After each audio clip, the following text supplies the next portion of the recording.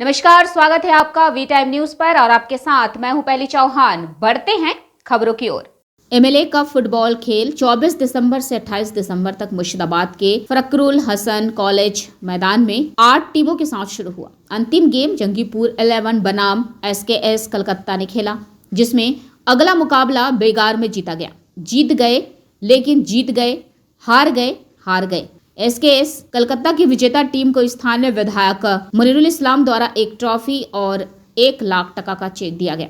अंजुआरा खातून, सोमेन पांडे, अरुणमोय दास, सफरुल शेख और कई अन्य लोग भी उनके साथ थे।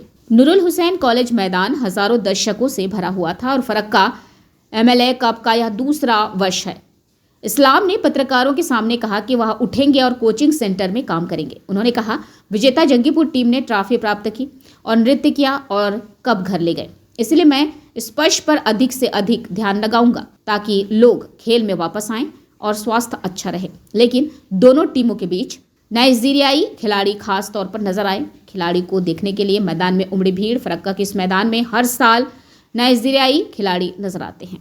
झूठ झमेला ছাড়া কোনো রকম অশান্তি ছাড়া আমাদের এই ফারাক্কাবাসী আবমার জনতা বুদ্ধিমত্তার সাথে ঐক্যর সাথে সব ধর্মের মানুষ একাকার হয়ে আমরা এই খেলাকে সমর্থন করেছি।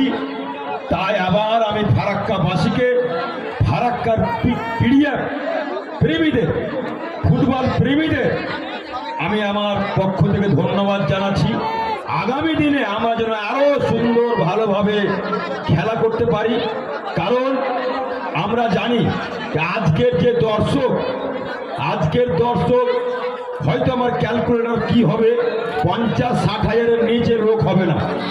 গ্যালারির মাঠের চারে কোনায় লোকে লোকারণ্য, তারপরে পিছন দিকের স্টেডিয়ামে লোকে লোকারণ্য, এখনো আমি হাজার হাজার লোক দেখতে পাচ্ছি।